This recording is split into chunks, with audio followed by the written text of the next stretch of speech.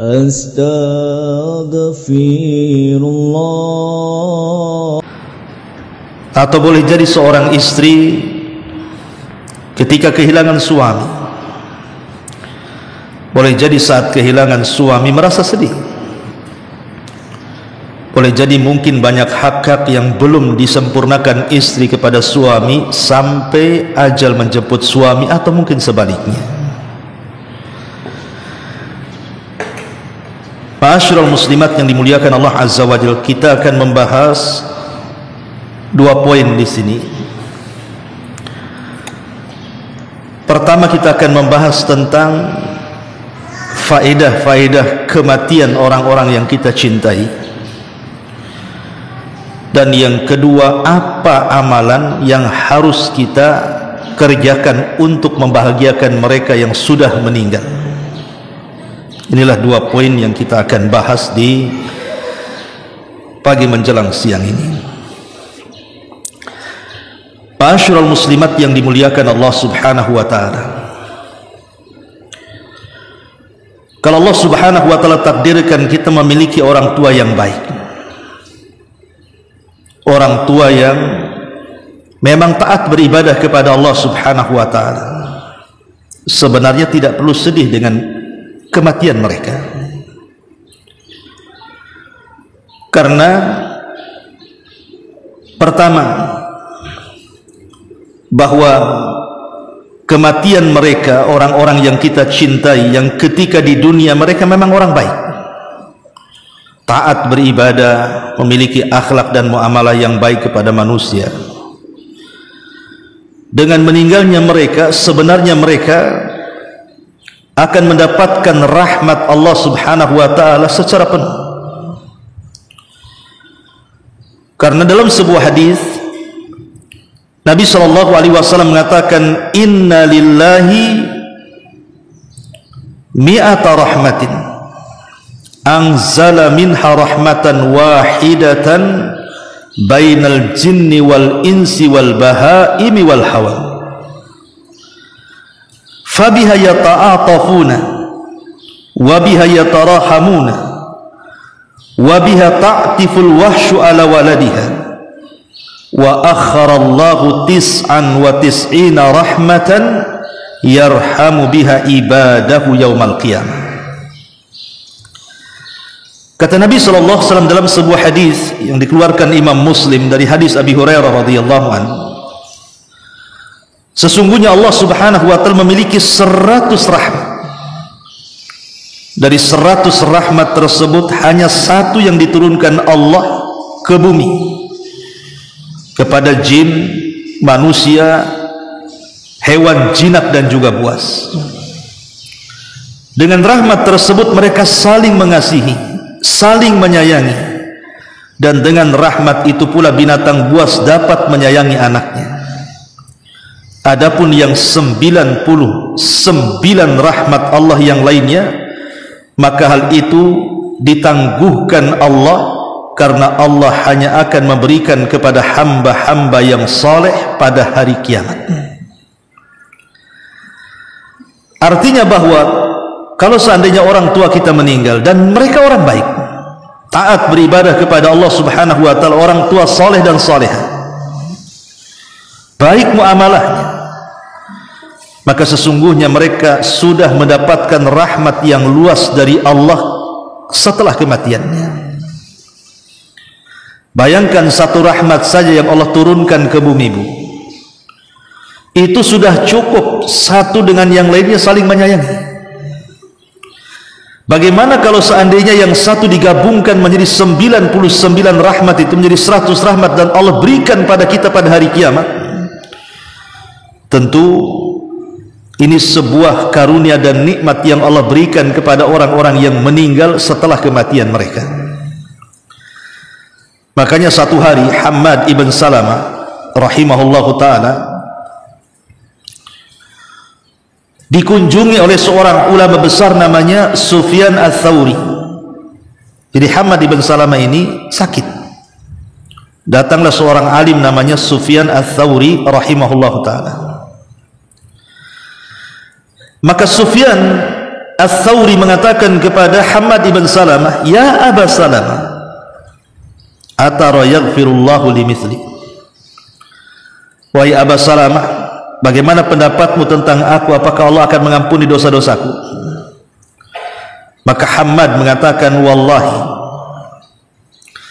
law khayyartu baina muhasabatillahi iyaya wa baina muhasabati abawayya lakhtartu muhasabatallahi ala muhasabati abawayya wa dhalika anna Allah ta'ala arhama bi min abawayya." Kata Hammad kepada Sufyan Ats-Tsauri, "Demi Allah, seandainya kelak setelah kematianku aku dihadapkan di hadapan Allah, kemudian aku disuruh memilih, yang menghisabku itu Allah atau yang menghisabku kedua orang tuaku, demi Allah," kata Hammad, "aku lebih baik dihisab oleh Allah dibandingkan kedua orang tuaku, karena Allah jauh lebih sayang kepadaku dibandingkan kedua orang tuaku." Begitu kata para ulama. Jadi tidak perlu sedih dengan kematian orang-orang yang saleh. Kalau orang tua kita baik, orang tua kita taat kepada Allah Azza wa Jalla semasa hidupnya, jangan pernah sedih. Mereka sudah mendapatkan rahmat Allah Subhanahu wa taala secara penuh. Ini yang pertama. Yang kedua, mereka sudah mendapatkan tempat istirahat terbaik. Istirahat dari apa, Bu? Dari kepenatan dunia, dari kesusahan dunia, dari tempat ujian yang sangat luar biasa di dunia. Mereka sudah memiliki tempat istirahat yang tepat untuk mereka. Satu hari Nabi SAW lewat jenazah di hadapannya dan di hadapan para sahabat. Kata Nabi SAW, "Mustarih wa mustarahu minhu." Faqalu, maka sahabat mengatakan, "Mal mustarihu wa mal mustarahu minhu ya Rasulullah." Kata Nabi SAW ketika ada lewat jenazah, tiba-tiba Rasul bersabda di hadapan para sahabat. Apa kata Nabi SAW? Terkadang jenazah itu ada orang yang mendapatkan kenyamanan alias istirahat, dan ada pula orang-orang lain yang menjadi nyaman istirahat karena kematiannya. Para sahabat bertanya, "Rasul, siapa orang yang mendapatkan kenyamanan saat kematiannya atau istirahat saat kematiannya, dan siapa pula orang-orang yang menjadi aman orang lain merasa istirahat dari kematiannya?" Kata Nabi SAW,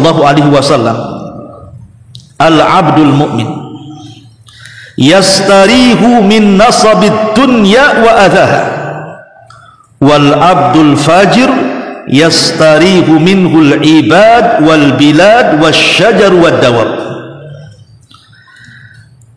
Adapun kata Nabi, orang yang akan istirahat saat kematiannya, betul-betul dia mendapatkan kenyamanan saat kematiannya, maka orang itu adalah orang-orang yang saleh. Mereka beristirahat dari kepenatan dunia, dari keletihan dunia, dari kesulitan dunia. Betul-betul mereka tinggalkan itu semua dan tidak akan pernah merasakan lagi kepenatannya, dan mereka akan mendapatkan kebahagiaan.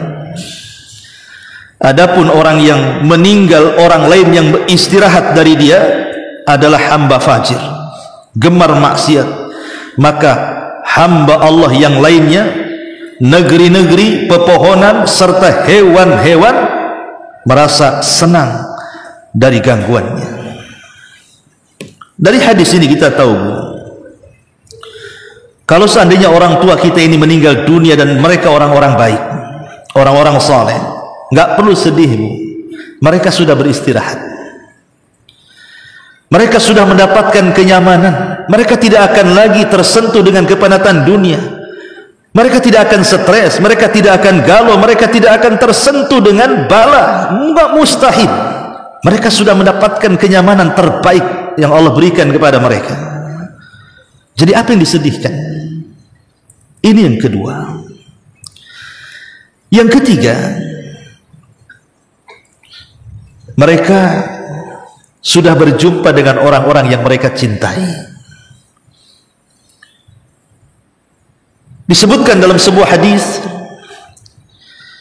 dari hadis Abi Hurairah radhiyallahu anhu, Nabi sallallahu alaihi wasallam mengatakan, "Idza hudhiral mu'min atathu malakur rahmah biharirati bayda fayaquluna ukhruj radiyatan mardiyatan 'ank ila ruhillah wa raihan wa rabbun ghairi ghadban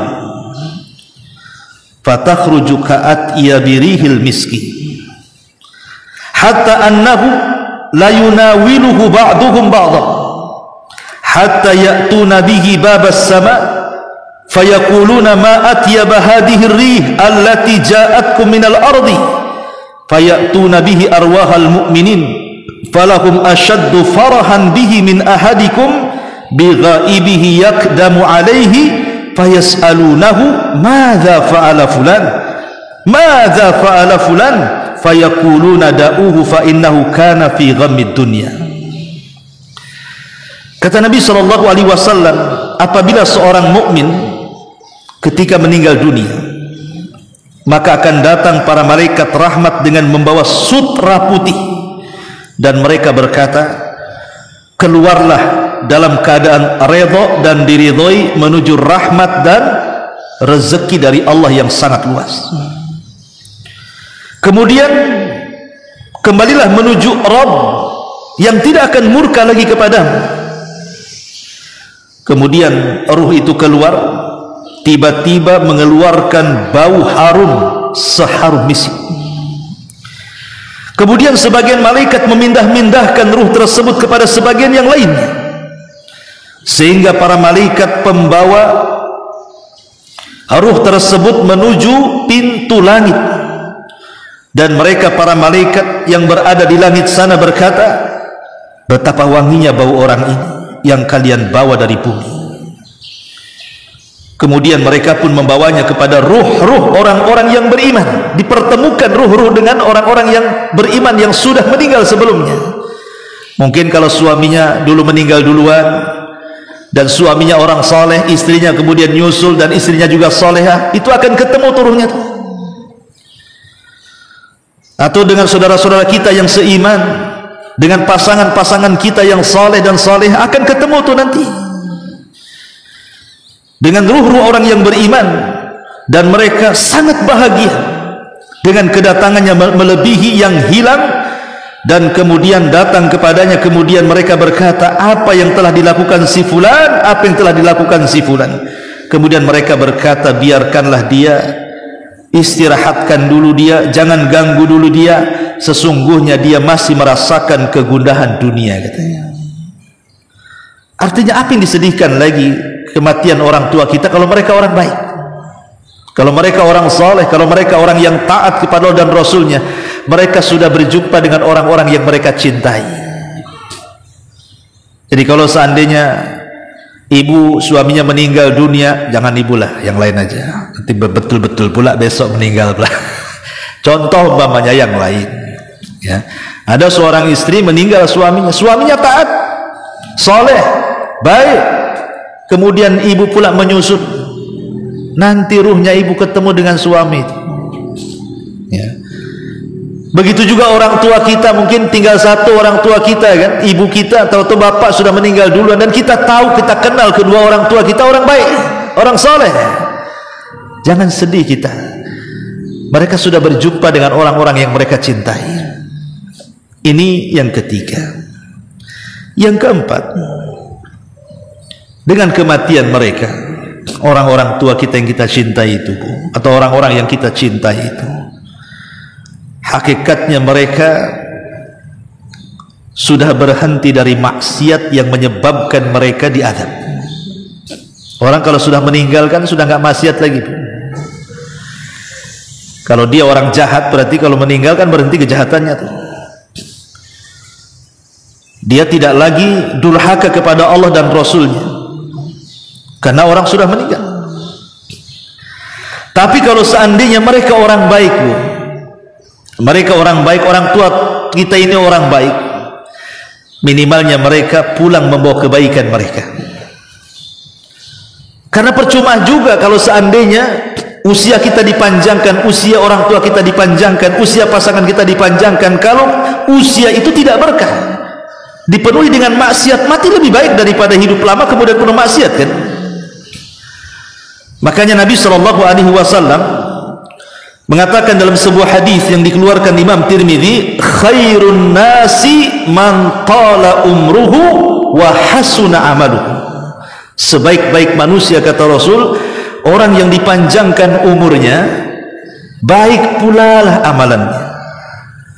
Kata Nabi SAW, wa syarrun nas man tala umruhu wa sa'a amaluhu. Dan seburuk-buruk manusia adalah yang dipanjangkan umurnya, jelek pula amalannya. Kalau seandainya orang tua kita ini dipanjangkan umur dan mereka orang baik, alhamdulillah, berarti ada kesempatan mendapat pahala. Tapi kalau mereka orang jahat, dipanjangkan pula umurnya, makin banyaklah dosa dia. Kalau seandainya meninggal karena kejahatannya, bersyukurlah supaya orang tua kita tidak banyak hisab pada hari kiamat. Itu maksudnya. Ma'asyiral musliman wal muslimat rahimani wa rahimakumullah. Ini yang keempat. Kemudian yang kelima, hakikatnya mereka sudah mendapatkan balasan terbaik. Jadi kalau orang yang kita cintai atau orang tua kita meninggal, kita kenal orang tua kita itu rajin puasa, rajin sholat, rajin sedekah, baik dengan manusia, akhlaknya juga oke, ketaatannya luar biasa. Hakikatnya dengan kematian mereka itu, mereka sudah mendapatkan balasan dari Allah Azza wa Jalla. Lalu apa yang kita sedihkan? Di dalam surah Fussilat ayat 30, Allah Subhanahu wa taala berfirman, innal ladzina qalu rabbuna Allah tsumma istaqamu tatanazzalu alaihimul malaikatu alla takhafu wa la tahzanu wa abshiru bil jannati allati kuntum tu'adun. Sesungguhnya orang-orang yang mereka mengatakan Rabb kami Allah, kemudian mereka istiqomah, maka saat kematiannya para malaikat akan turun, kemudian akan menghembus-hembuskan bisikan di telinganya, jangan takut, jangan sedih, berbahagialah karena Allah sudah janjikan sorga kepadamu. Jadi kalau orang yang kita cintai meninggal dunia dan mereka orang baik, apa yang disedihkan? Mereka sudah dapat balasan kebaikan mereka. Yang kita sedihkan itu kalau orang tua kita jahat kemudian meninggal. Itu yang kita sedihkan. Nanti kita sebutkan nanti di pembahasan terakhir amalan-amalan yang bisa menolong mereka. Ini kita masih cerita orang tua baik nih, ya. Kalau kita dianugerahkan orang tua baik, pasangan baik, saudara baik, tiba-tiba mereka meninggal dunia, tidak perlu ditangisi, karena mereka sudah mendapatkan ganjaran terbaik di hadapan Allah Subhanahu wa taala. Boleh jadi mereka jauh lebih baik kematiannya dibandingkan kita yang belum mati. Itu masalahnya. Jadi harusnya kita menangisi kita, jangan menangisi orang yang sudah meninggal. Kadang-kadang orang meninggal itu lebih baik yang kita tidak tahu amalan mereka apa. Ini yang kelima ya. Yang keenam, hakikatnya mereka sudah berjumpa dengan Allah Azza wa Jalla, dan semua akan berjumpa dengan Allah. Nabi SAW bersabda dalam sebuah hadis yang sahih dari Ummul Mukminin Aisyah radhiyallahu anha. Apa kata Rasul? Man ahabba liqa Allah ahabba Allahu liqa'ah, wa man kariha liqa Allah karihallahu liqa'ah. Barang siapa yang rindu ketika di dunia ingin berjumpa dengan Allah, maka Allah akan senang berjumpa dengan dia. Tapi siapa yang benci berjumpa dengan Allah ketika di dunia, Allah pun akan murka kepadanya. Apa maksudnya? Aisyah Ummul Mukminin radhiyallahu anha bertanya kepada Rasul soal kalimat ini. Apa kata Aisyah radhiyallahu anha? Qalat Aisyatu, inna la nakrahul mauta ya Rasulullah. Rasul, bukankah kita semua ingin menghadapi kematian itu, semua takut? Kita loh dengan kematian semua orang takut. Wajaat sakratul maut bil haq dzalika ma kunta minhu tahid. Sakaratul maut itu sesuatu yang ditakutkan manusia. Itulah manusia lari, jangan sampai terkena sakaratul maut. Kok Rasul mengatakan siapa yang ingin berjumpa dengan Allah dan senang berjumpa dengan Allah, Allah akan senang berjumpa dengan dia? Apa maksudnya ini? Kita semua benci dengan kematian, kata Aisyah. Qala, maka Rasul mengatakan, laisa dzalik walakinnal mu'min idza hadarahul maut busyira biridwanillahi wa karamatihi. Bukan itu maksudnya wahai Aisyah, kata Rasul, tapi seorang mukmin apabila datang kematian kepadanya maka akan diberikan kabar gembira oleh Allah dengan kemuliaan dan karamahnya. Falaisa syai'un ahabbu ilaihi mimma amamahu. Ketika itu seorang mukmin tidak akan senang dan bahagia kecuali melihat apa yang ada di hadapannya. Kemudian kata Nabi sallallahu alaihi wasallam, fa ahabba liqa Allah wa ahabba Allahu liqa'ah. Ketika itu dia ingin berjumpa dengan Allah dan Allah pun ingin berjumpa dengan dia. Tapi sebaliknya orang kafir, mereka tidak mau berjumpa dengan Allah. Kalau saya boleh analogikan seperti ini, kalau seandainya selama hidup di dunia ini kita investasikan ya harta kita untuk Allah, waktu kita untuk Allah, tenaga kita untuk Allah, secara otomatis kita ini sedang membangun rumah di surga. Berarti kita tidak sedang membangun rumah di dunia, karena harta kita bangun surga, tenaga kita bangun surga, waktu kita bangun surga, sehingga kita tidak punya investasi di dunia, investasi kita di akhirat. Orang-orang yang menginvestasikan tenaga, waktu dan biayanya untuk membangun perumahan di surga, istana di surga, maka dia akan senang untuk meninggal karena dia akan cepat menempati rumah yang dibangunnya di dunia, sehingga dia ingin berjumpa dengan Allah. Tapi kalau kehidupan dia ini investasinya di dunia semua, tenaganya untuk dunia, waktunya untuk dunia, hartanya untuk dunia, dia beli ladang sak luas-luasnya, rumah sak besar-besarnya, kendaraan sak mewah-mewahnya, ketika kita meninggal berarti kita meninggalkan dunia. Lalu apa yang kita akan dapat di akhirat? Itulah dia benci akhirnya kematian, tidak mau berjumpa dengan Allah. Sebab kalau dia mati berarti dia meninggalkan rumahnya, meninggalkan kebunnya, meninggalkan ATM-nya, meninggalkan kekayaannya. Dari situ dia benci berjumpa dengan Allah. Tapi orang-orang soleh, orang-orang baik, kalau takdirkan orang tua kita baik, kemudian mereka meninggal dunia, mereka sudah menginvestasikan waktu dan tenaga mereka untuk Allah. Makanya saat kematiannya, hakikatnya mereka berjumpa dengan Allah. Dan sering saya katakan, kita ini berjumpa dengan Allah itu 4 kali. 2 kali di dunia dan 2 kali di akhirat. Adapun di dunia, kapan kita berjumpa dengan Allah? Waktu sholat. Itulah waktu sholat kita itu sedang berjumpa dengan Allah. Mana dalilnya? Al-Quran yang mengatakan, ketika Allah subhanahu wa ta'ala mengatakan bahwa sholat itu dilakukan sangat berat kecuali orang-orang yang khusyuk, kecuali orang yang khusyuk. Kemudian Allah mengatakan siapa orang yang khusyuk itu? Alladzina yadhunnuna annahum mulaqu rabbihim. Orang-orang yang ketika sholat dia merasa dia sedang berhadapan dengan Rabbnya. Ini perjumpaan pertama di dunia saat sholat. Makanya sholatlah terbaik. Kata kita sedang berhadapan dengan Allah. Masa kita berhadapan dengan pejabat saja pakaiannya bagus, wangi, rapi. Ini berhadapan dengan Allah, acak-acakan gak jelas nih gimana ceritanya. Yang kedua, saat kematian kita berjumpa dengan Allah.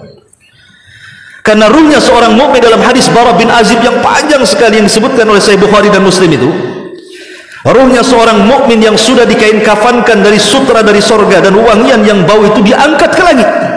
dan catatannya mengikuti di bawahnya.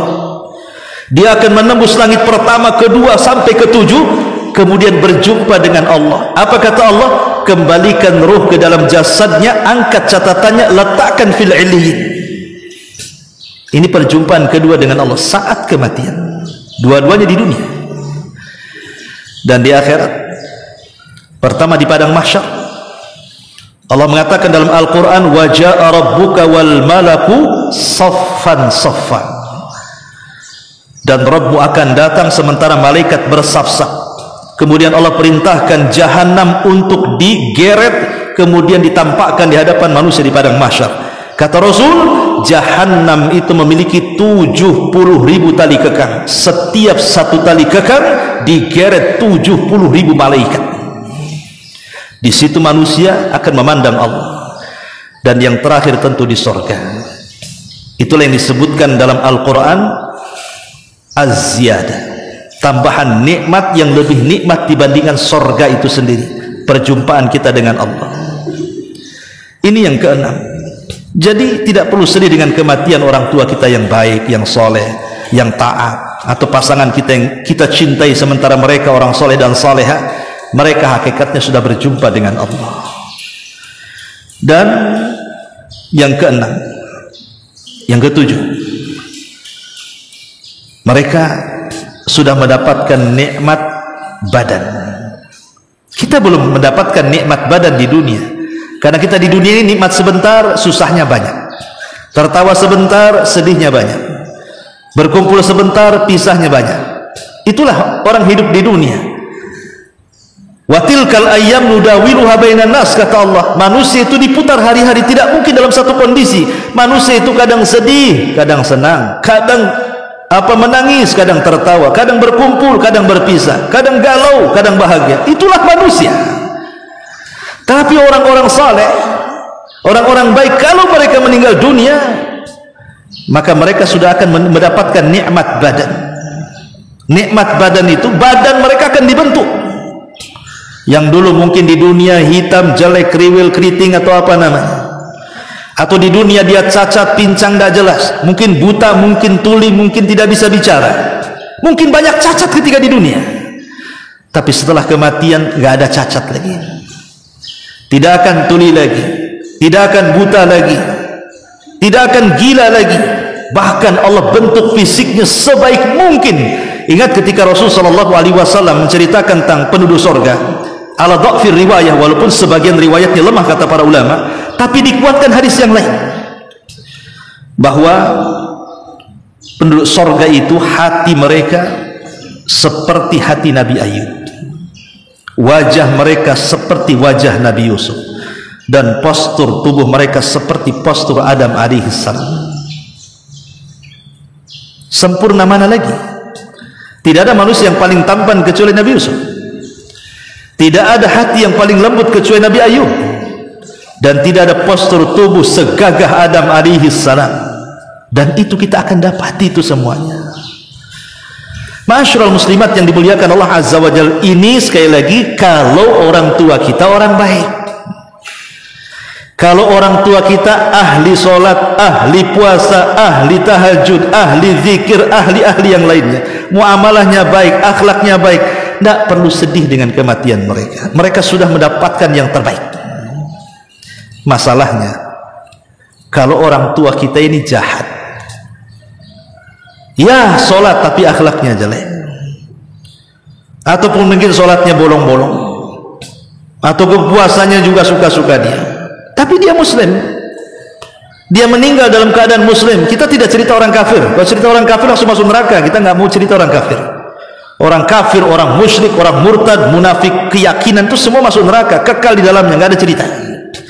Kita cerita ini orang tua kita muslim, tapi mungkin imannya suka kurang ketika di dunia, masih melakukan maksiat.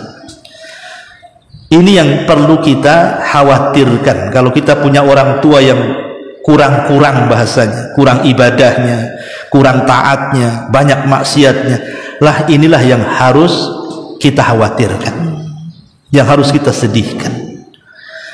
Lalu bagaimana caranya menolong mereka supaya mereka bahagia? Ma'asyiral muslimin yang dimuliakan Allah Subhanahu wa taala, ingat bahwa birrul walidain, berbuat baik kepada orang tua itu tidak terputus karena kematian. Walaupun sebaiknya kalau memang ibu masih punya orang tua, walaupun satu lah, tidak dua, jaga mereka. Itu pintu sorga dalam rumah. Terkadang orang cari sorga keluar ke sana kemari, tahu-tahu sorganya pula di rumah. Makanya Hasan Al-Basri pernah menangis. Ketika mengajar dia menangis, Imam Hasan Al-Basri itu. Jadi murid-muridnya bertanya, "Ya Imam, wa ma yubkik? Apa yang membuat anda menangis, wahai Imam?" Kata Imam Hasan Al-Basri, "Celaka kalian, baru saja orang tuaku meninggal, dan sekarang tinggal satu. Kemarin aku punya 2 pintu untuk memasukkan aku ke sorga. Sekarang pintu itu sudah tertutup satu, dan tinggal satu lagi." Kalau seorang imam besar, imam tabi'in, siapa yang tidak kenal Hasan Al-Basri rahimahullahu ta'ala, imam tabi'in, pemimpinnya para tabi'in generasi kedua setelah sahabat, yang ucapannya mirip dengan Nabi, itu saja sedih. Kita nggak mungkin berpikir bahwa Hasan Al-Basri tidak berbuat baik kepada orang tuanya. Dia alim, pasti dia berbuat baik sama orang tuanya.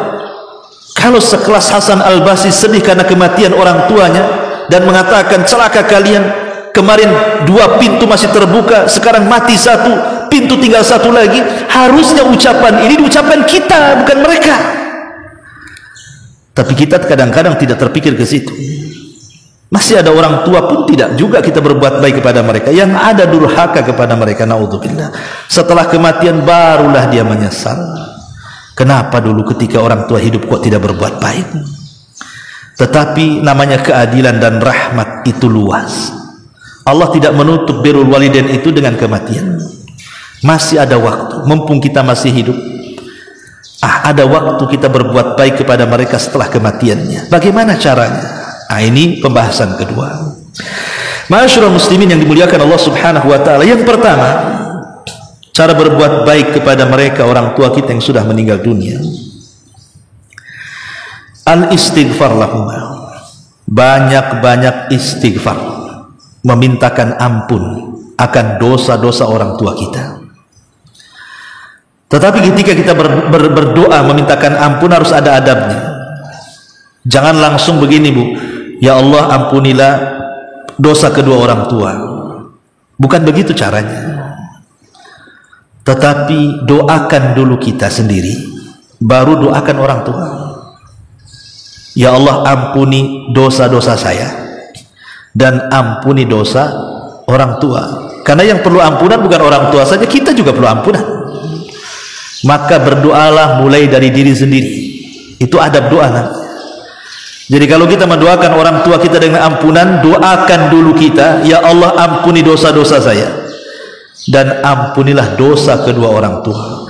Dan itu disebutkan dalam sebuah hadis yang cukup panjang.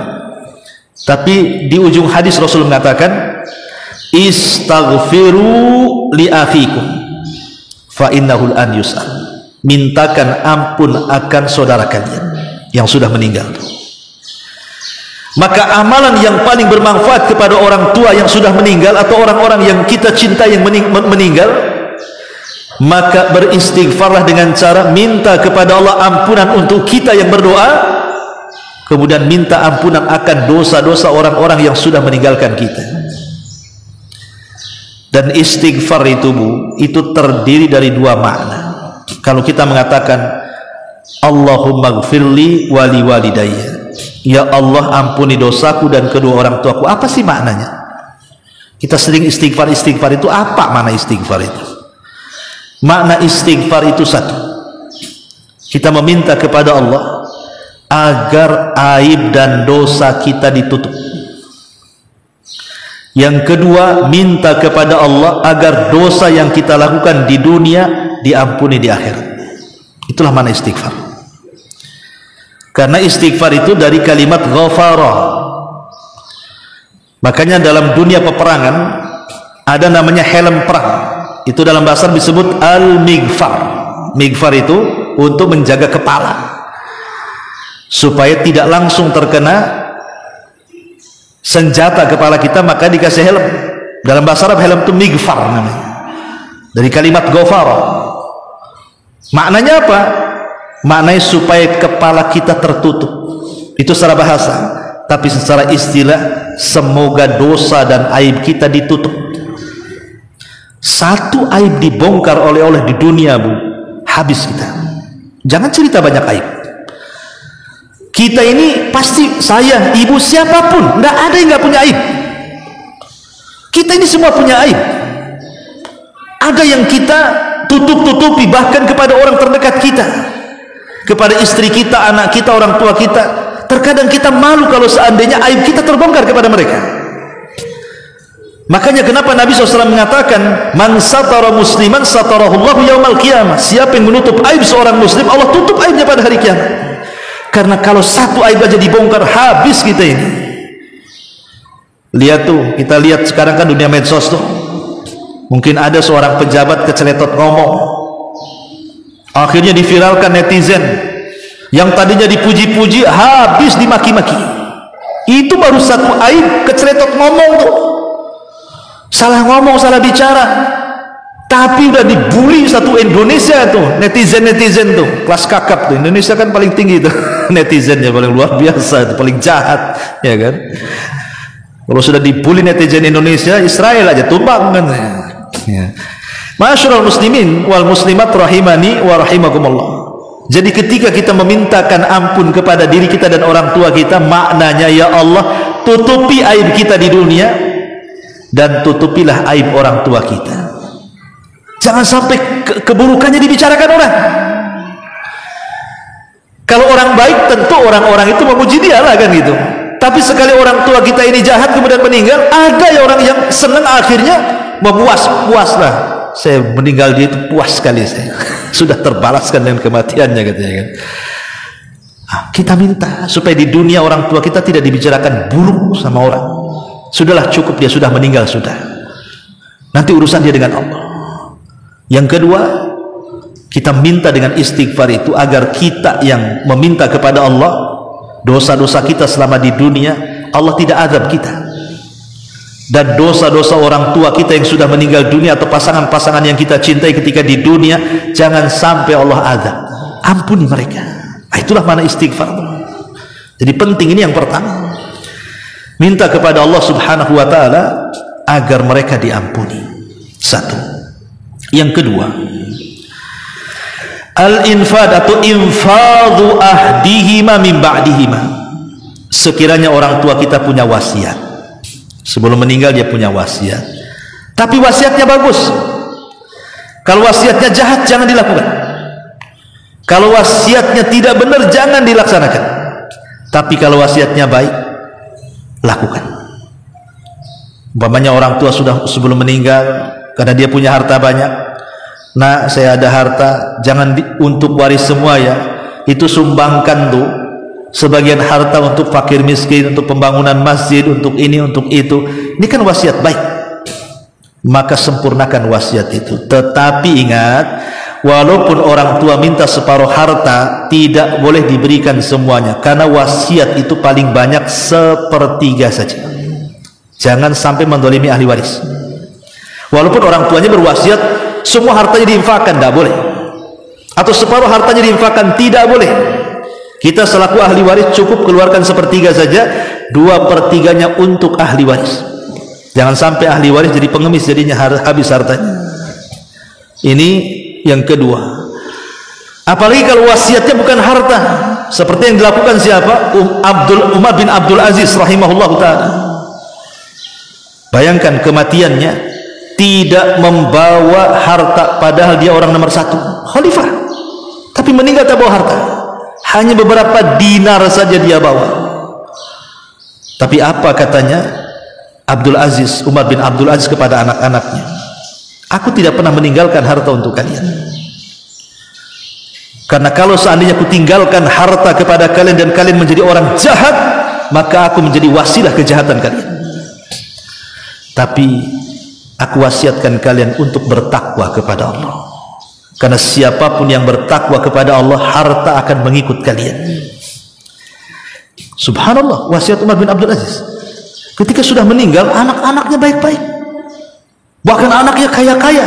Bahkan sebagainya para penyumbang untuk para mujahid fi sabilillah. Padahal bapaknya tidak mewariskan sedikit pun harta. Tapi anak-anaknya mendengar wasiat bapaknya untuk bertakwa. Itulah yang Allah katakan, wa man yattaqillaha yaj'al lahu makhraja wa yarzuqhu min haitsu la yahtasib. Siapa yang bertakwa kepada Allah, Allah akan urai setiap kesulitannya dan Allah akan berikan rizki dari arah yang tidak disangka-sangka. Nah, kalau wasiatnya seperti itu, mantap lagi, ya. Ini yang kedua. Yang ketiga, ikram sadiqihima. Kalau seandainya orang tua kita semasa hidup, dia punya kawan, punya gebetan, punya kawan dekat, kemana-mana sama si anu aja, orang tua kita itu. Ketika orang tua kita meninggal dunia, maka hubungkan silaturahim yang pernah dihubungkan orang tua kepada dia. Walaupun dia jauh tempatnya, datang kasih hadiah. Maaf Pak, saya ini anaknya si Anu. Si Anu kan kawan bapak. Iya, saya kasih hadiah. Tolong doakan bapak saya. Begitu caranya. Dan itu dilakukan Umar bin Khattab radhiyallahu anhu dan juga putranya Ibnu Umar radhiyallahu anhu. Sampai-sampai Ibnu Umar itu berjumpa dengan Arab Badui setelah kematian ayahnya Umar bin Khattab.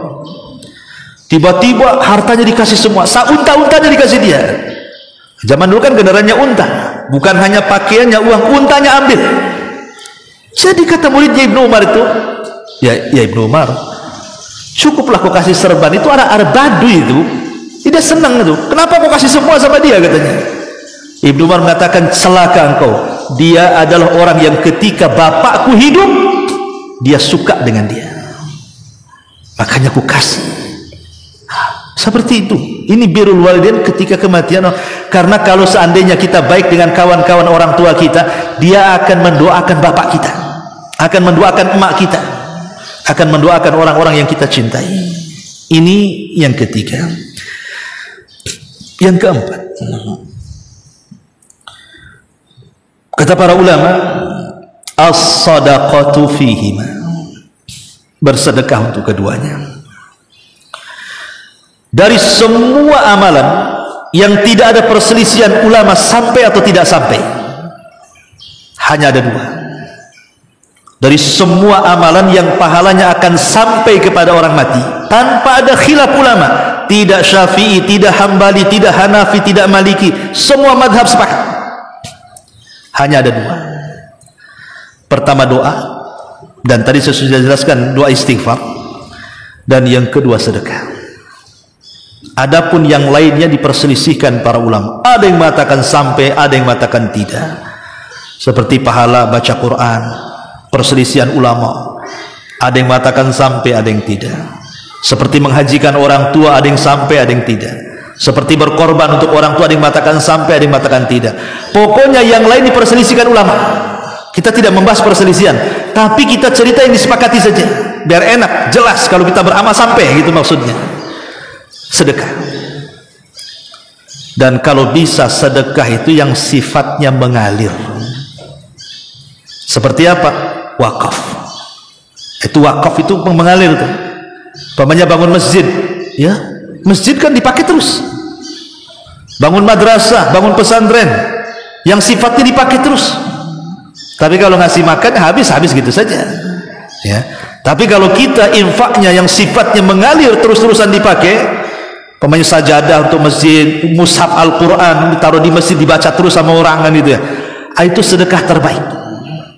Cari sedekah-sedekah itu yang mengalir, yang terus-terusan terpakai dan manfaatnya dirasakan orang banyak. Ya, wakaf mushaf Quran, sajadah, atau pembangunan masjid, pembangunan madrasah yang sifatnya itu dipakai lama. Itulah yang manfaatnya tinggal ngalir. Bukan berarti kalau sedekah kepada fakir miskin ini mengalir juga. Nah, tetapi kan ya manfaatnya tidak banyak kan begitu ya. Kecuali kalau seandainya kita ambil orang miskin, kita sekolahkan. Kamu mondok di sana nak, saya yang biayai. Ini pahalanya saya transfer untuk orang tua saya. akhirnya anak itu di pesantren pinter, jadi ustadz, akhirnya berdakwah. Selama dia berdakwah kemudian banyak pengikutnya, maka dia dapat pahala, dan pahalanya akan ditransfer kepada orang yang meninggal. Nah, kalau itu juga sedekah jariah juga, karena menyebarkan ilmu yang bermanfaat namanya. Intinya sedekah yang terus mengalir. Ini untuk kebaikan kedua orang tua kita di sana atau orang-orang yang kita cintai. Ma'asyiral muslimin wal muslimat rahimani wa rahimakumullah. Termasuk juga kalau seandainya Allah takdirkan orang tua kita ini pulang membawa hutang, meninggal membawa hutang. Hutang itu kan macam-macam, Bu ya. Ada hutang ya uang, itu banyaknya gitu ya. Ada hutang nazar, ada hutang kafaroh, semacam hutang dalam Islam. Kalau itu hutang-hutang yang sifatnya apa namanya nazar, umpamanya dia pengen puasa keburu meninggal, ya anaknya mau puasakan. Ya. Kalau dia kafaroh, umpamanya orang tua kita ini semasa hidupnya ketika Ramadan melakukan hubungan dengan istrinya, otomatis kan ada kafarohnya di situ tuh. Memerdekakan budak, kalau tidak bisa apa namanya berpuasa 3 bulan berturut-turut, kalau tidak bisa 2 bulan berturut-turut, kalau tidak bisa ngasih makan 60 fakir miskin. Belum dilaksanakan kafaratnya, meninggal dia, anaknya yang melaksanakan kafarat. Atau mungkin membayar hutang, tetapi ingat bahwa ya, membayar hutang orang yang mati itu bukan sebuah kewajiban anak kecuali dari harta yang meninggal. Maksudnya begini, kalau orang tua kita meninggal, hartanya banyak, ya, hutangnya juga banyak. Anggaplah hutangnya 1 miliar, hartanya 2 miliar, maka wajib dikeluarkan 1 miliar, bayarkan hutang itu. Yang 1 miliar itulah jadi harta warisnya. Tapi kalau seandainya hutang 1 miliar, orang tua pula tak meninggalkan harta 1 sen pun, sementara anaknya miskin-miskin, maka tidak ada kewajiban anak untuk membayarkan hutang 1 miliar kecuali min babit tabarruk, kata ulama. Hanya sekedar ingin berbuat baik sama orang tua, tapi bukan kewajiban. Karena kalau anak sudah punya anak, istri punya ini, kewajibannya sudah beda, bukan bayar hutang orang tuanya, ya. Tetapi kalau ingin membayarkan orang tuanya, itu lebih baik, itu namanya tabarruk, tapi bukan kewajiban. Jadi membayar hutang itu dari harta waris. Kalau tidak punya waris, maka itu tidak wajib, tetapi hukumnya sunnah tabarruk namanya. Istilah para ulama itu tabarruk, hanya berbuat baik saja. Kalau kita ada uang, ya kita bayar sebagai anak, tapi bukan sebuah kewajiban. Karena kalau hutangnya besar, dia bisa madaratkan anaknya, istrinya, keluarganya, dan yang lainnya, kan begitu. Nah, itu catatan juga di situ, harus dipahami.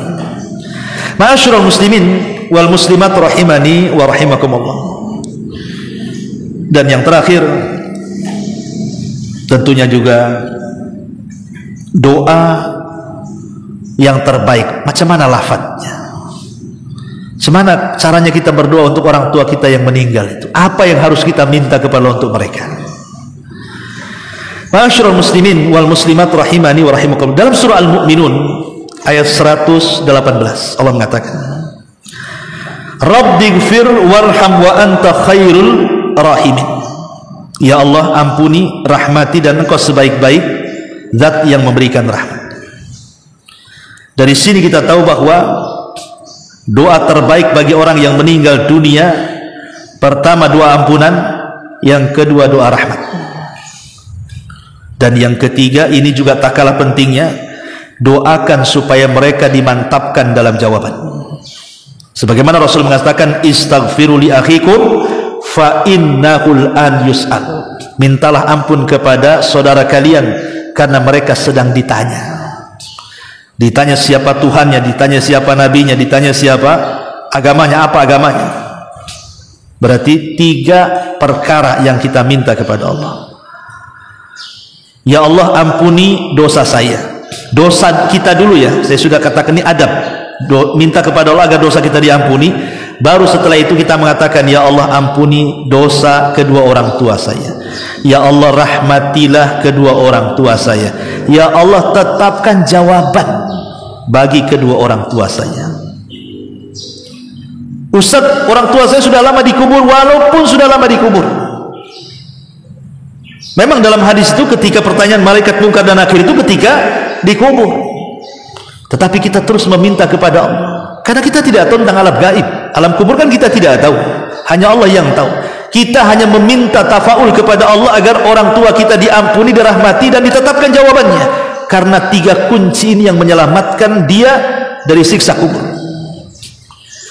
Utsman bin Affan radhiyallahu anhu, apabila diceritakan tentang neraka, raut mukanya biasa-biasa saja.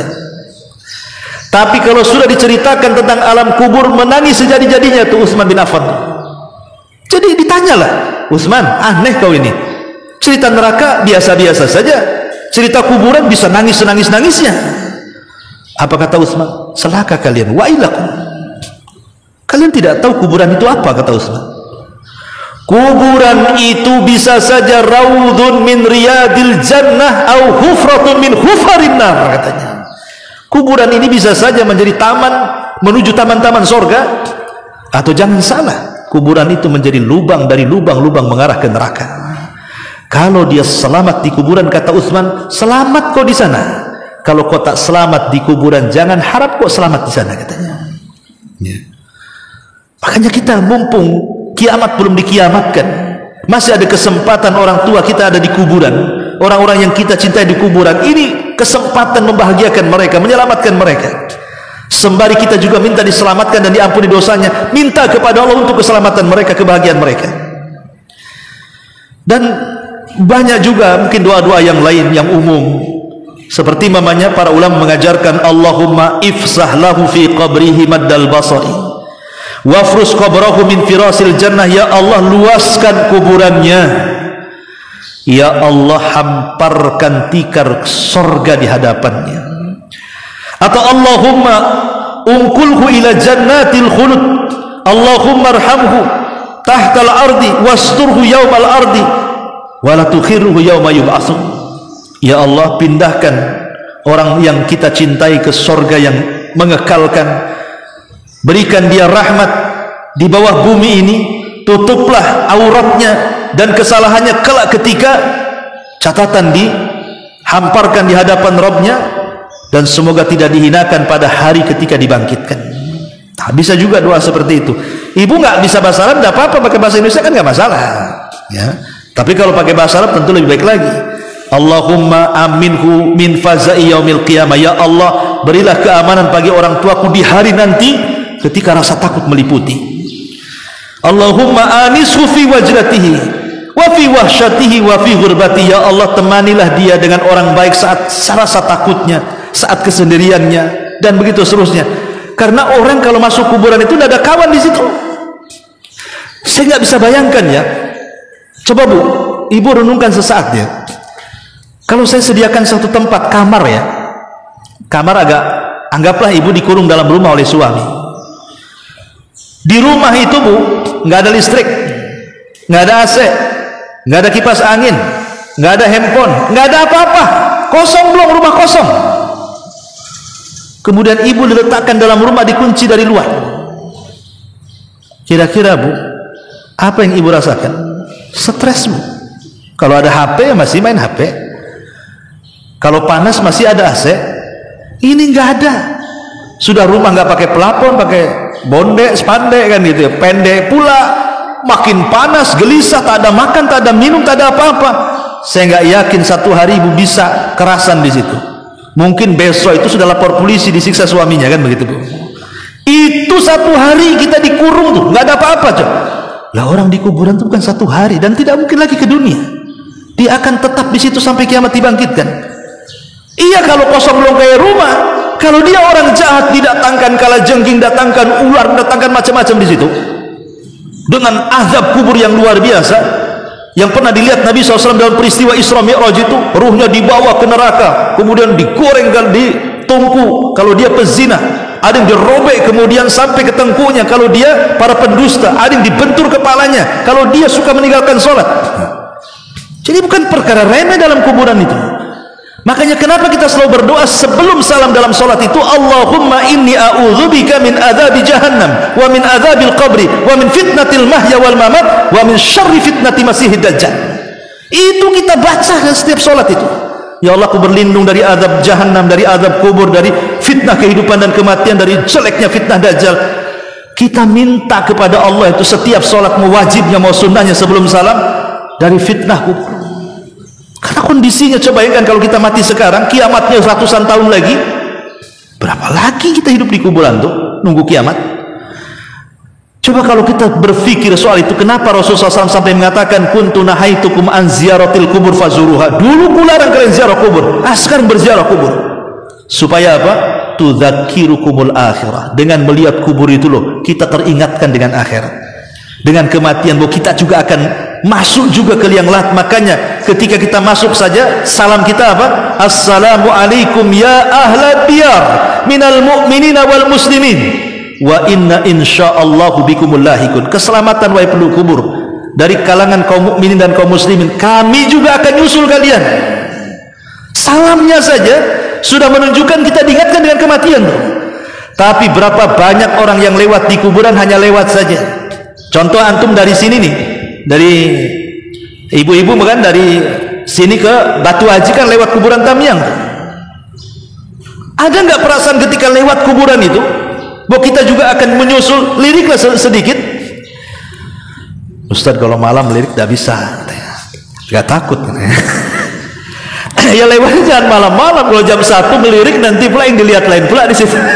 Maksud saya itu kalau kita lewat kuburan, minimalnya adalah di situ pelajaran kita akan seperti dia, sehingga lewatnya kita dari sini Sekupang ke Batu Haji itu dapat pahala, diingatkan dengan kematian. Pulangnya pula kita sadar di sini, yang tadinya keras jadi lembut, yang tadinya kasar jadi lembut, yang tadinya suka malas-malas ibadah jadi rajin ibadah. Kenapa? Diingatkan dengan kematian gitu. Tapi subhanallah, memang mungkin karena maksiat sudah terlalu banyak, hati pula sudah keras. Kadang kita yang mandikan, kita yang kafankan, kita yang kuburkan, pulang dari kuburan kayaknya biasa-biasa saja. Na'udzubillah tsumma na'udzubillah. Yang anehnya pula, yang gali kuburan pula tak sholat. Hari-hari dia galikan kuburan tuh. Tak sholat pula ada di situ. Cara berpikirnya gimana orang kayak gitu? Hari-hari dia yang gali, hari-hari dia yang nanam. Harusnya orang yang seperti itu yang paling soleh. Kenapa? Hari-hari diingatkan dengan kematian. Nah, ini hal-hal yang seperti ini kadang-kadang adalah pada hati kita. Boleh jadi tak kerasnya hati. Kenapa hati keras? Banyak maksiat itu saja sebenarnya.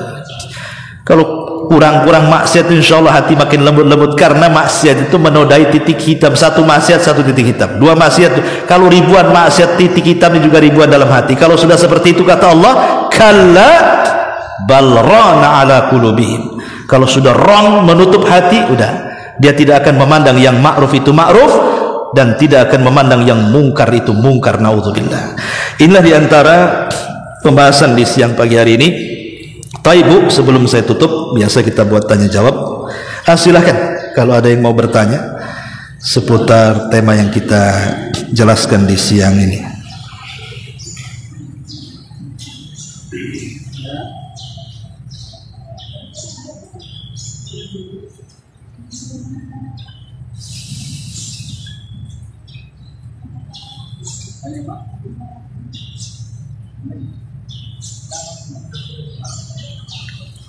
Oh, boleh. Kadang-kadang kita itu video dan bukan. Oke. Kadang-kadang ada rasa bersalah bagi sahabat kita. Bagaimana cara menghilangkan itu? Dan bagaimana caranya untuk berbaik, untuk buat baik, sebaik mungkin untuk orang yang bersingkat. Iya. Kita apa juga supaya jangan ada yang mengajar di hati kita. Iya. Iya, alhamdulillah. Itulah kadang-kadang, Pak ya, kadang-kadang kita selaku suami atau mungkin anak kepada orang tua baru tersadar itu setelah mereka meninggal. Baru terpikir kekurangan kita apa. Ya, memang penyesalan itu datang di belakang, nggak ada penyesalan datang di depan. Kalau penyesalan datang di depan, tidak ada orang menyesal. Mesti penyesalan itu ada di belakang.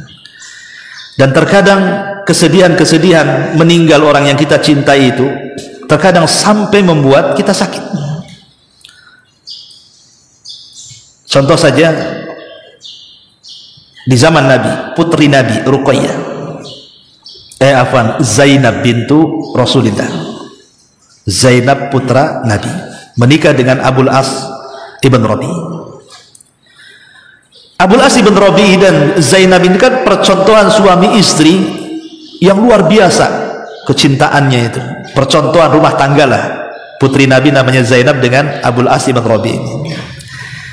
Sampai ketika suaminya masih kafir pun Zainab masih cinta dengan suaminya. 2 kali ketangkap Nabi, 2 kali pula dia tak mau masuk Islam. Tapi Allah takdirkan di akhir hayatnya suami Zainab masuk Islam.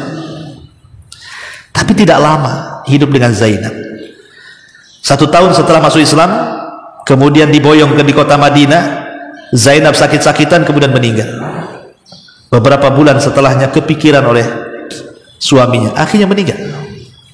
Karena saking cintanya Abul As ibn Rabi kepada Zainab, kepikiran, akhirnya sakit, ikut juga menyusul. Itulah cinta yang hakiki itu ya.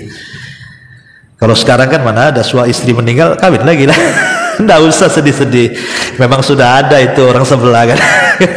Orang sekarang ini kadang-kadang cintanya nggak sampai mati. Sampai mati itu di lisan aja ngomong. Ya, kenyataannya tak ada juga. Bahkan ada kawan itu baru 3 hari meninggal istrinya, udah nelpon saya. Ustaz, kalau ada janda-janda kan, subhanallah 3 hari meninggal. Ya, itu janganlah, nanti bisa menyakiti keluarganya. Sabar dulu, waktunya. Jadi intinya bahwa kalau kasusnya seperti bapak ini, meninggal istrinya merasa bersalah. Ya, sekarang kan kesalahannya apa? Kalau dulu mungkin kurang hak kita kepada istri, suka marah, suka bertengkar, suka mungkin pernah memukul atau apa, naudzubillah kan. Ya, sekarang istri sudah meninggal. Ya, salah satunya cara-cara yang bisa menebus kesalahan kita kepada istri kita, apalagi kecuali berbuat baik kepada anak-anak kita. Anak-anak kita berbuat baik kepada mereka, didik mereka supaya mereka menjadi anak-anak yang soleh dan bisa mendoakan ibunya. Ya, kalau Allah takdirkan tidak punya anak, seandainya berbuat baik kepada keluarganya. Kalau sudah meninggal, berbuat baik sama keluarganya, kan dia punya keluarga. Berbuat baik. Nah, kalau mertuanya masih ada, atau kalau sudah meninggal ya saudaranya, tetap hubungkan silaturahim kita dengan mereka walaupun sudah meninggal, tetap kita berbuat baik. Kemudian lebihnya seperti yang sudah saya jelaskan tadi, berdoa, istighfar untuk kita dan untuk istri kita, bersedekah, dihadiahkan untuk mereka ya. Karena begini loh, sedekah kepada orang mati itu bukan berarti kemudian seperti paradigma sekuler, kalau kita mengeluarkan uang 1 juta hilang 1 juta dompet, bukan begitu. Sedekah untuk orang mati kita dapat pahala, mereka juga dapat pahala tanpa mengurangi pahala kita sedikit pun. Makanya Rasul mengatakan ketika menjelaskan pahala orang yang beri makan orang yang berpuasa, man fattara shaiman kana lahu ajru shaim. Siapa yang memberi makan orang yang berpuasa, maka dia mendapatkan pahala orang yang berpuasa. Bukan berarti pahala dia kita ambil, tidak. Dia tetap dapat pahala puasa, tapi kita mendapatkan pahala puasa yang sama. Sama ketika kita bersedekah kepada orang mati, kita dapat pahala sedekah, dan pahala sedekah juga sampai kepada orang yang mati. Itulah paradigma Al-Quran. Ya, karena terpikir lu, kalau saya sedekah orang mati berarti saya nggak dapat apa-apa. Itu sekuler tuh. Bukan begitu. Kita bukan ngasih uang hilang di dompet, enggak. Tetap kalau kita ambil di dompet 1 juta, di dompet itu masih ada 1 juta walaupun nampaknya tak ada. Bahkan bisa dilipat gandakan menjadi 700 kali lipat kan itu. Kan pahala sedekah kan dilipatkan 700 kali lipat. Ya, intinya bahwa apa yang sudah saya terangkan tadi, itulah amalkan untuk orang yang sudah meninggal dunia. Wallahu a'lam. Kemudian di pertanyaan, bagaimana menyikapi orang yang berhutang sudah meninggal dunia dan ahli warisnya tidak mau tahu, setiap ditagih malah marah. Tadi saya sudah katakan, kalau seandainya ahli warisnya itu dia dapat warisan dari orang tuanya, berarti wajib dibayarkan hutangnya karena uangnya ada dan hutangnya sesuai dengan warisannya. Pamannya, anggaplah warisannya 100 juta, hutangnya 100 juta, ya sudah, berarti ahli waris nggak dapat apa-apa. Yang 100 juta itu dibayarkan, sudah, itu lebih baik. Ini enggak, yang 100 jutanya dibagikan ahli waris, hutang yang tak mau bayar, ini zalim. Satu, Rasul mengatakan matlul ghani zulmun yuhillu uqubatahu wa irda. Orang yang mengulur-ulurkan hutang padahal dia sanggup bayar, itu kezaliman, halal kehormatannya digibah. Boleh kita menggibah orang yang punya hutang. Gibah itu haram, tidak boleh, dosa besar. Tapi menggibah orang yang nggak mau bayar hutang boleh, halal kehormatannya. Tapi sebatas hutangnya aja, jangan digibah semuanya. Kalau kan perkara dihutang, jangan pula aib yang lain pula diungkit, itu tidak boleh. Itu namanya membalas kejahatan dengan kelebihan. Jangan membalas kejahatan itu cukup dengan kejahatan yang sama. Jangan lebih-lebih. Nanti kita yang jahat, yang benar jadinya. Ini yang pertama. Yang kedua, ahli waris itu berarti dia tidak kasihan dengan orang tuanya. Kalau memang ada uang warisnya, itu kan mencuri namanya. Harusnya kan dibayarkan untuk hutangnya, tapi diambil ahli warisnya. Anda tidak kasihan dengan orang tua, itu durhaka kepada orang tua setelah kematian. Sudah ketika hidupnya durhaka, setelah matinya pula durhaka. Kasihan sekali orang tua kayak gitu. Apa nggak kasihan dengan orang tua? Kecuali tadi kalau orang tuanya tidak meninggalkan harta waris. Memang nggak meninggalkan harta waris sama sekali. Miskin orang tuanya. Utangnya pula banyak. Itu anak nggak ada kewajiban membayar. Cuman kalau mau membayar itu sebuah kebaikan. Salah satu birrul walidain. Karena bagaimanapun dosa seseorang tidak mungkin ditanggung orang lain. Wala taziru waziratun wizra ukhra, kata Al-Quran. Adapun kalau seandainya orang tua meninggal dunia, kemudian kita meminta ahli warisnya, maka dipastikan dulu, Bu, apakah ahli warisnya ini punya harta warisan atau tidak. Kalau dia tidak punya harta warisan, berarti bukan kewajiban dia yang bayar. Yang meninggal itu yang wajib bayar. Tapi kan dia sudah meninggal, Ustaz. Ya memang bukan kewajibannya. Tapi kalau ibu pastikan bahwa dia punya harta ketika meninggal, ibu tuntut. Karena dia ada warisan.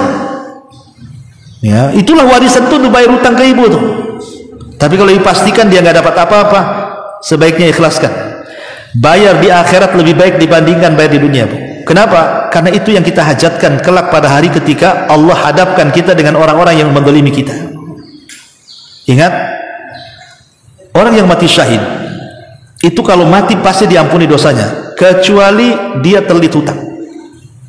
Orang yang mati syahid, bayangkan orang mati syahid itu masuk surga tanpa hisab, ya. Tetapi kalau dia punya hutang, tergadai itu pahalanya. Maka hutang ini luar biasa, sampai kata Rasul, hammun bil laili wa kharabun bin nahar. Utang itu buat bingung di malam hari, buat hilang di siang hari.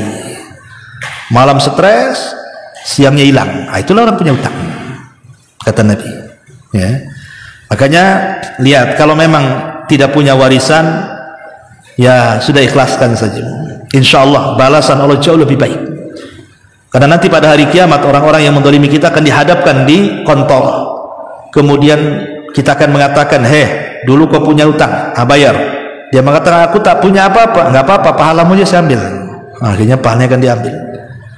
Kalau seandainya pahalanya sudah habis dan dibagi-bagikan kepada orang lain, nggak masalah. Kamu nggak ngasih pahala, aku punya dosa, ambil dosaku. Selesai. Makanya kata Syekh Utsaimin ketika membahas tentang dosa ghibah, sampai beliau mengatakan dalam, saya dengar di video kasetnya itu, dia mengatakan, kalau kita menggibah orang, kemudian kita sudah tahu gibah ini haram, maka sebaiknya minta dihalalkan di dunia sebelum nanti Allah yang halalkan di akhirat. Walaupun kita harus membayar sebanyak uang yang ia minta, kata beliau begitu. Pamannya yang digibah ini, gak akan saya maafkan kecuali kau kasih aku 100 juta. Kalau antum punya uang 100 juta, kasih, daripada nanti di akhirat diminta, kata beliau. Sampai seperti itu. Tapi kita ini gak enak kali dapat 100 juta. Itu karena kita tidak yakin dengan akhirat. Ya, kita ini kan, kalau orang salaf dulu, dosa kecil itu dianggap besar di kepala mereka. Kalau orang sekarang dosa besar dianggap kecil. Itu bagi kita tuh. Kalau bagi dulu dosa kecil, contoh nih di zaman Nabi, ada anak muda, dia berkhalwat dengan wanita, dia nggak berzina, hanya ngobrol berduaan gitu saja. Itu kan dosa kecil, tidak masuk dosa besar. Tapi seolah-olah dia melakukan dosa besar. Dia datang kepada Rasulullah, dia mengatakan, ya Rasulullah, inni fa'altu dzamban aziman. Rasul, aku sudah melakukan dosa besar. Macam mana aku, katanya. Kata Rasul, kenapa kamu ini? Aku baru berdua-duaan dengan perempuan. Tidak berzina, hanya berdua-duaan saja. Kata Rasulullah, hal sallaital asra jama'atan ma'i. Kata Rasul, tadi kau salat asar jamaah dengan aku? Kata anak muda ini, iya wahai Rasul. Idhab faqad ghafarallahu lak. Kalau begitu pergi, Allah sudah ampuni dosamu. Kenapa? Karena innal hasanat tudhibnas sayyi'at. Kebaikan itu bisa menghapuskan keburukan. Ketika habis berbuat jahat, langsung ibadah. Harusnya seorang muslim seperti itu. Hari ini kita maksiat, cepat iringkan dengan ibadah. Kalau maksiatnya tidak ada yang tahu kecuali kita dengan Allah, lakukan ibadah yang sama yang tidak ada yang tahu kecuali kita dengan Allah. Kalau memang maksiatnya terang-terangan, lakukan ibadah yang terang-terangan, supaya jangan ditumpuk-tumpuk lah dosa itu. Tapi orang sekarang, coba bayangkan, orang sekarang ghibah itu dosa besar, tapi dianggap remeh. Bahkan sekarang ini ada namanya ghibah nasional, Bu. Hati-hati ghibah nasional tuh. Karena ini musim politik nih, ghibah nasional nih. Ada orang yang mungkin dia bela-bela paslon dia, pasangan dia entah 01, 02, 03, dijelek-jelekinnya pula kawan lawan lo. Itu namanya ghibah nasional itu. Coba bayangkan. Dia menggibah satu Indonesia, tahu dosanya tak banyak kali, hanya untuk memperjuangkan satu orang yang belum tentu satu orang yang kita perjuangkan itu manfaat kita untuk akhirat. Jangankan akhirat, dunia saja belum tentu manfaat. Berapa banyak dulu kita nyalonkan si Anu, setelah jadi kita yang stres di sini. Ini sulit ekonomi, sulit ini, sulit itu. Lah apa yang kalian cari sebenarnya? Hanya gara-gara beras satu on nyolok begitu? Akalnya hilang. Ya. Ini musim ghibah nasional nih, bahaya nih. Jangan asal ngomong. Karena sekarang ngomong aja langsung viral. Nanti ditanggapi lagi, sakit hati lagi, buat berita hoax lagi. Nauzubillah, tsumma nauzubillah. Ini tahun dosa, tahun politik itu kalau saya katakan, ya. Karena lisan udah nggak dijaga, ya. Maka saya anjurkan kepada ibu-ibu, ya Bu, berpolitik boleh, dalam Islam ada siasat syariah. Tapi menghujat, menghina, tidak memastikan berita ini hoax atau benar, ini sebuah kesalahan dalam berpolitik. Kita ini punya agama, ada etika, ada akhlak, ada apa-apa gitu ya. Harusnya kita ini banyak-banyak berdoa kepada Allah. Nasib baik negeri kita ini, alhamdulillah, calonnya tiga-tiganya muslim. Alhamdulillah, itu kita bersyukur, wajib kita bersyukur. Sempat satu ada yang kafir, aduh, itu stres kita dibuatnya. Tapi tiga-tiganya muslim, alhamdulillah. Cuman kalaupun kita memilih itu yang terbaik dari yang baik saja, bukan dari yang baik dengan yang buruk, nggak ada. Yang terbaik dari yang baik, itu saja. Dan memohon kepada Allah untuk banyak beristighfar, meminta agar diangkat pemimpin yang baik untuk kita. Tapi masalahnya kita meminta pemimpin yang baik, kita pula tak baik. Pemimpin lo cerminan rakyat. Kalau kita tidak baik, jangan mengharap pimpinannya baik. Karena tidak mungkin orang tidak baik ngangkat yang baik. Biasanya orang tidak baik pasti ngangkat yang tidak baik. Tapi kalau orang yang baik, rakyatnya sholat, tidak mungkin ngangkat pemimpin kecuali yang sholat. Oh, sama-sama sholat, ya. Kalau kita tak sholat, ya tidak mungkin juga ngangkat pemimpin yang sholat. Kau aja tak sholat, minta pula pemimpin sholat. Oh, akalnya error orangnya, kan itu. Jadi itu aja Bu. Kalau memang dia nggak punya ahli waris, sabar aja. Insya Allah nanti Allah akan bayar di akhirat. Dan pasti juga Allah akan bayar di dunia, Bu. Jangan salah, bukan berarti hutang itu ketika tidak dibayar orang mati, ibu tidak. Allah yang bayar. Mungkin usaha ibu dilancarkan, dia tak tahu. Ya, suami ibu tahu-tahu dapat rezeki kejatuhan duren, tak tahu juga gitu kan. Tapi yakin bahwa sedekah, kalau diniatkan sedekah kepada orang mati, insya Allah mudah-mudahan itu sebagai penambah rezeki, ya. Wallahu a'lam. Ibu, saya kira cukup, ini sudah mau zuhur juga, ya sudah 11.40. Kita akhiri dengan doa kafaratul majlis. Subhanakallah bihamdika, asyhadu an la ilaha illa anta astaghfiruka wa atubu ilaik. Allahu ta'ala alam. Assalamualaikum warahmatullahi wabarakatuh.